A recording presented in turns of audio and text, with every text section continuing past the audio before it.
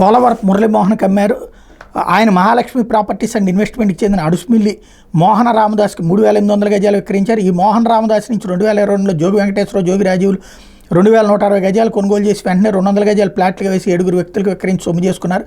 ఇక్కడే జోగి కుటుంబం తెలివితేటలు ఉపయోగించి సర్వే నెంబర్ 88లో కొనుగోలు చేసినట్టుగా చూపిన భూమి దస్తావేజుల్లో తప్పు దొరికిందని పేర్కొంటూ 2023లో స్వీ సవరణ చేయించారు. ఆ సమయంలో అగ్రిగోల్డ్ భూములను సర్వే నెంబర్ 87 అసలుగా పేర్కొన్నారు. అంటే సర్వే నెంబర్ 87లోని భూమి కొనుగోలు అంతా ఉత్తుత్తి డ్రామా అని, వీరు ఎత్తుగడ అగ్రిగోల్డ్ భూమిని కాజేయడమేనని అర్థమవుతుంది. వీరు కొనుగోలుదారులకు విక్రయించింది కూడా అగ్రిగోల్డ్కి చెందిన భూమి కావడంగా ఉన్నారు. అసలు విషయం తెలియక కొనుగోలుదారులు సిఐడి అటాచ్మెంట్లోని భూమిని కొనుగోలు చేసి మునిగిపోయారు.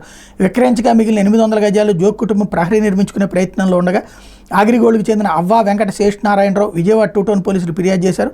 పోలీసులు ఫిర్యాదు అనంతరం విజయవాడ రూరల్ తహసీల్దార్ నివేదిక మేరకు వివాదాస్పద అగ్రిగోల్డ్ భూములు జోగి కుటుంబం విక్రయించినట్టు స్పష్టమవుతుంది అన్నట్టు వార్తని హైలైట్ చేశారు. లేకపోతే